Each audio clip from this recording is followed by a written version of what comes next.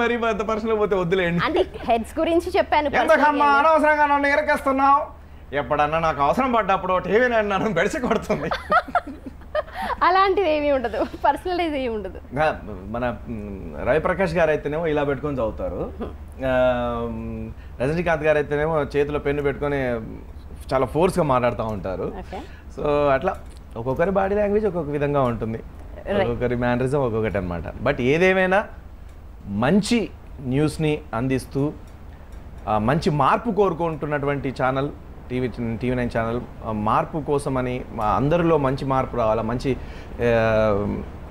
మెరుగైన సమాజం దానికోసం ప్రయత్నిస్తున్న దాన్ని మాత్రం నేను నిజంగా మనస్ఫూర్తిగా హ్యాట్సాప్ చేస్తున్నాను టీవీ9 ఛానల్కి. థ్యాంక్ యూ సో మచ్ అండి. అందరి తరఫు నుంచి కూడా నేనే థ్యాంక్స్ చెప్తున్నాను. శివరెడ్డి గారు, ఇప్పుడు మనం వినాయక నిమజ్జన కార్యక్రమం జరుగుతుంది, భారీగా వర్షం పడుతుంది, చాలా చోట్ల వర్షం పడుతుంది. దాన్ని కూడా లెక్క చేయకుండా మీరు అన్నట్టుగా మీరు రిపోర్ట్ చేశారు కదా ఇందాక, పచ్చ షర్టు ఎర్ర షర్టు అన్ని షర్ట్ల వారు కూడా అక్కడ డాన్సులు వేస్తూ ఉన్నారు. ఏది లెక్క చేయట్లేదు, భారీగా తరలి వెళ్తున్నాయి వినాయక విగ్రహాలు అక్కడికి.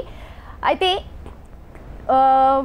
కాస్త ఆర్థిక పరిస్థితి మన భారతదేశం ప్రస్తుతం మనం ఎన్ని పండుగలు జరుపుకున్నా ప్రతి ఒక్కటి కూడా ఆకాశాన్ని అంటే ఉన్నాయి ప్రస్తుత పరిస్థితి. మనం ఈ పండగ వాతావరణం ఎంత చెప్పినా కూడా ప్రస్తుత పరిస్థితిలో మన రూపాయి వాల్యూ, ఇందాకే అడుగుదాం అనుకున్నాను మీరు వచ్చినప్పుడు, అప్పుడు చెప్పారు. దీనికి సంబంధించి ఎలా మాట్లాడవచ్చు, చిరంజీవి అయితే ఎలా మాట్లాడతారు?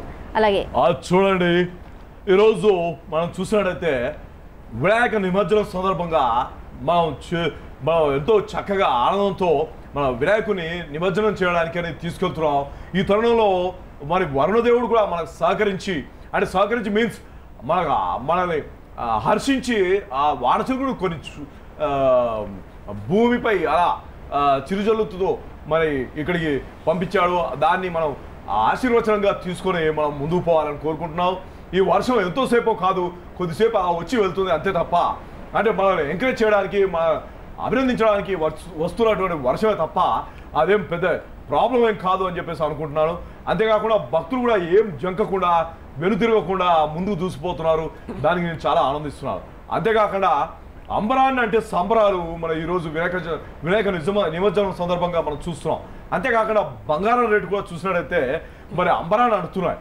ఈ బంగారాన్ని చూసినట్టయితే దానికి కారణం మీ ఆడవాళ్ళే అని చెప్పేసి నేను అంటున్నాను. ఎందుకంటే మీ ఆడవాళ్ళు ఎక్కువగా బంగారం కొంటారు కాబట్టి దానికి ఆ ప్రాముఖ్యత పెరిగిపోయి ఆ బంగారం రేటు పెరిగిపోతున్నాయి. మేము డబ్బులు సంపాదించి మీకు బంగారం కొనియలేక మేము సతమతమైపోతున్నాం. కాబట్టి మీరు కొంచెం కొనడం తగ్గిస్తే ఆ బంగారం రేటు తగ్గుతుందేమో అని నా ఒపీనియన్. మీరేమంటారు? బంగారం పెట్టుకుంటే పలానా వాళ్ళ ఆవిడ, పలానా వాళ్ళ అమ్మాయి, పలానా వాళ్ళు పెట్టుకున్నారు చక్కగా చూడండి అని అంటారు. అందుకని కొంటాం, లేకపోతే ఎందుకు కొంటాం? సరే, పలానా వాళ్ళు కొన్నారు పెట్టుకున్నారు అనేది బాగానే ఉంది. మరి బీద వాళ్ళు ఉంటారు, కొంచెం పాపం చిన్న ఉద్యోగస్తులు ఉంటారు, వాళ్ళ పిల్లలు మీరు బంగారం బాగా పెట్టుకొని తిరుగుతున్నప్పుడు వాళ్ళు చూసి ఎంత బాధపడతారు. వాళ్ళకు కూడా ఇలాంటి గొలుసుంటే బాగుండు, వాళ్ళకు కూడా ఒక ఇలాంటి నెక్లెస్ ఉంటే బాగుండు, వాళ్ళకు కూడా ఒక ఇలాంటి చైన్ ఉంటే బాగుండు, ఇలాంటి డ్రెస్ ఉంటే బాగుండు అని ఎంత బాధపడతారో ఒక్కసారి ఆలోచించారా మీరు? ఏమన్నా పథకాలు ప్రకటిస్తే బెటర్ కదా వీటికి సంబంధించి. అదే బంగారం పథకం ప్రకటించమని నేను కిరణ్ కుమార్ రెడ్డి గారు కోదాం అనుకుంటున్నాను. ఇంటింటికి అంటే బీద కుటుంబాలకి ఇల్లు ఎలాగైతే పంచారో, రాజీవ్ గృహపాలక ఇలాంటివన్నీ ఉన్నాయి కదండి పథకాలు, అవన్నీ పథకాలు ఎలా అయితే పెట్టారో అలాగా బంగారం పథకం కూడా పెట్టి ఇంటింటికి 1 కిలో బంగారం పంచాలని మనస్ఫూర్తిగా కోరుకుంటున్నాను. బంగారు తల్లి పథకం ఒకటి పెట్టింది ఈ మధ్య ప్రభుత్వం, ఆడపిల్లలకి ఒక డబ్బులు పెట్టేలాగా. కిరణ్ కుమార్ రెడ్డిని ఒకసారి. అవును, ప్రభుత్వం కూడా ఎంతో ఎంకరేజ్ చేస్తుంది దానికి.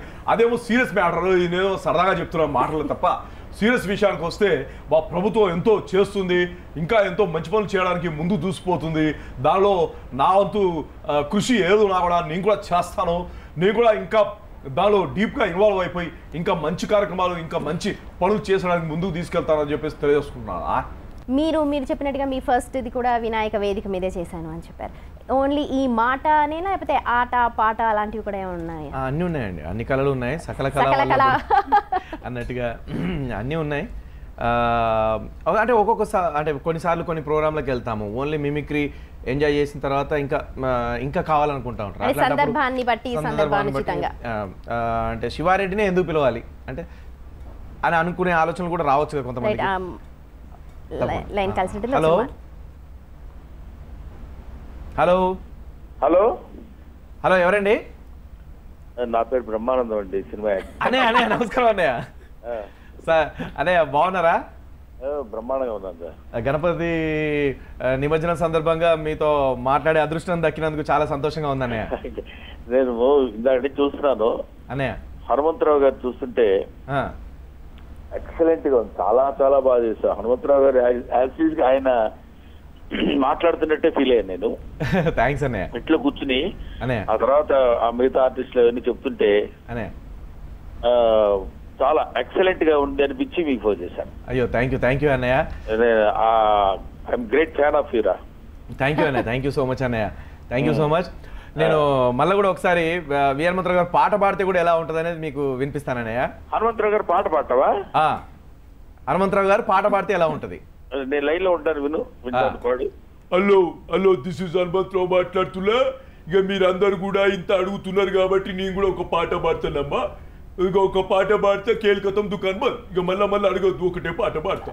నీటిలోని చాపొచ్చి నేల మీద పడ్డట్టు పదమంతా గిల్లా కొట్టేసుకుంటుందే డార్లింగే వసిన డార్లింగే ఫీలింగే ఏంది ఈ ఫీలింగే. ఎవరు రమ్మన్నాడు దాన్ని నీళ్ళకెళ్ళి? అరే నీళ్ళకెళ్ళి బయటకు వస్తే గిలగిల కొట్టుకోకపోతే మంచిగా చల్లగా పడుకుంటానండి. అదిరా అంత ఉత్త మాటలు అన్ని అయితేనే ఉంటాయి, చేస్తూనే ఉంటాయి, అన్ని పట్టించుకుంటారమ్మా. హలో దిస్ ఇస్ హనుమంతరావు మాట్లాడుతున్నా. చాలా సంతోషం. బ్రహ్మానందం గారు ఆయన చాలా పెద్ద కమీడియన్.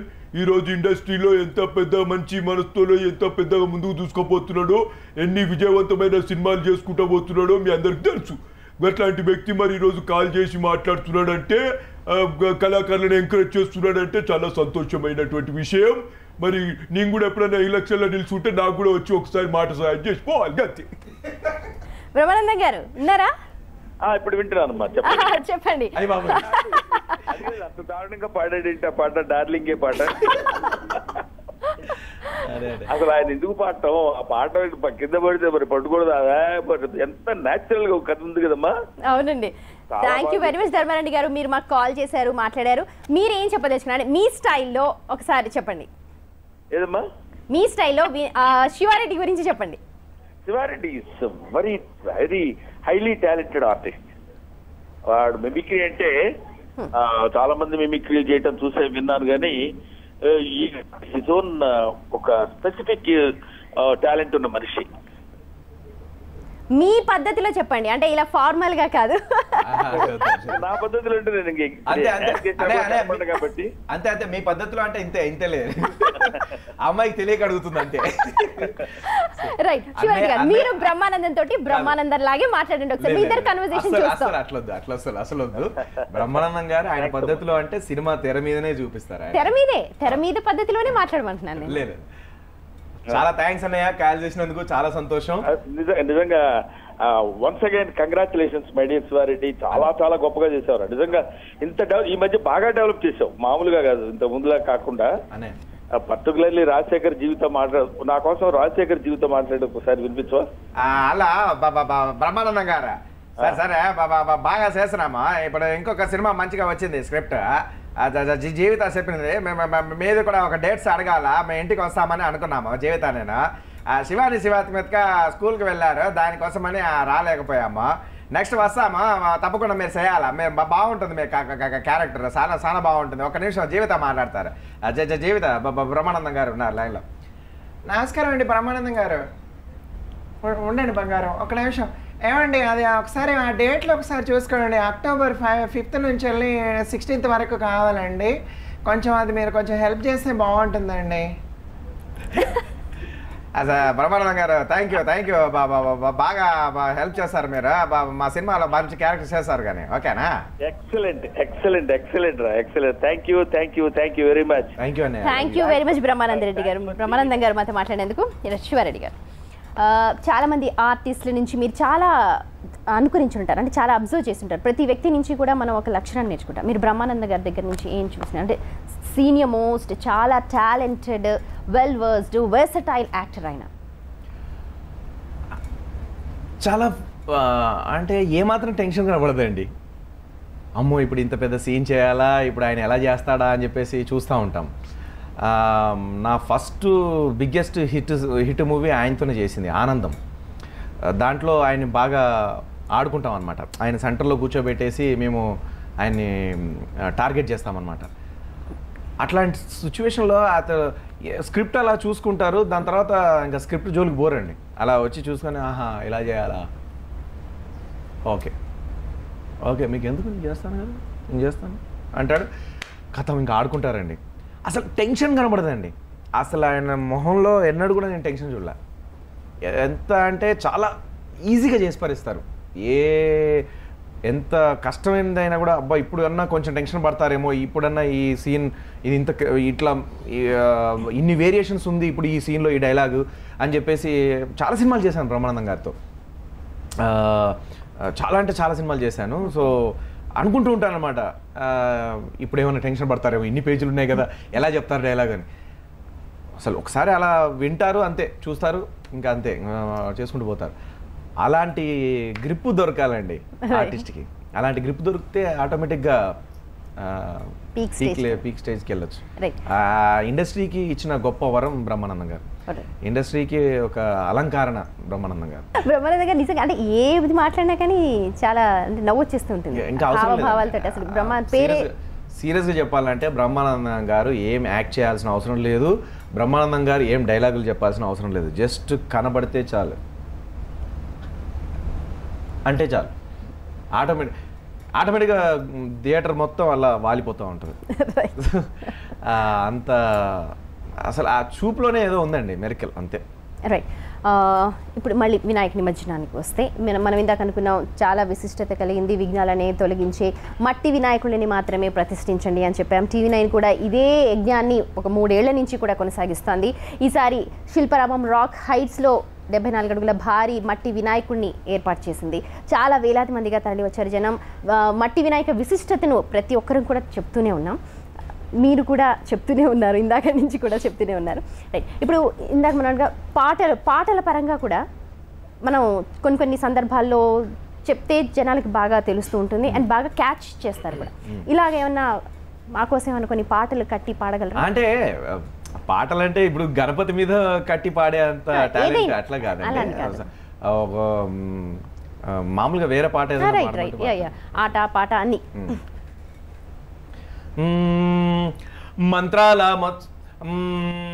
మంత్రాల ముత్తిగాడు, తంత్రాల సత్తిగాడు, మల్లి నాగసూరుడు, బొంకుల బంగారిగాడు, వాళ్ళు మా తాతలే రాజులు మెచ్చిరి, వాళ్ళు మా తాతలే రాజులు మెచ్చిరే. నేను గొప్పగాదా నా విద్య గొప్పగాదా, నేను గొప్పగాదా నా విద్య గొప్పగాదా. ఓ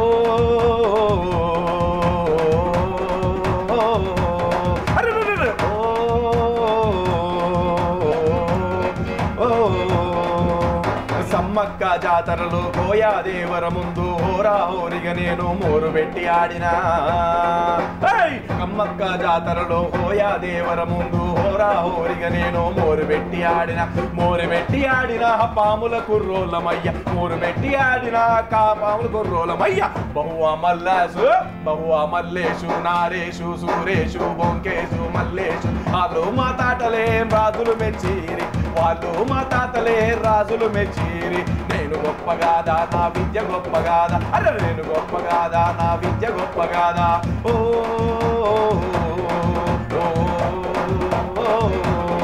అమ్మా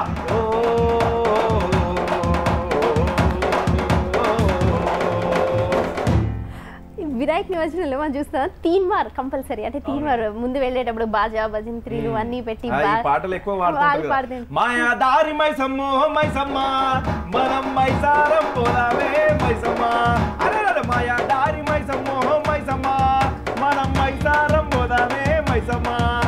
ఓ మైసమ్మ మైసమ్మ మైసమ్మ మైసమ్మ నన్ను గాబరబెట్టి నన్ను పరిశాన్ చేసి నన్ను గాబరబెట్టి గయబుగాకే మైసమ్మ, మనం మైసారం పోదామే మైసమ్మ.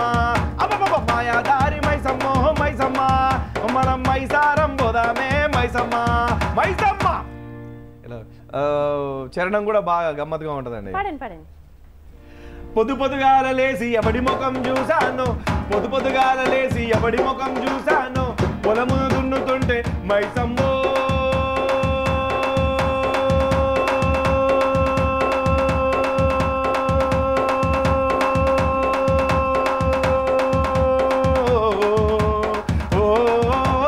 మైసమ్మ నేను పొలము దున్నుతుంటేనే మైసమ్మ,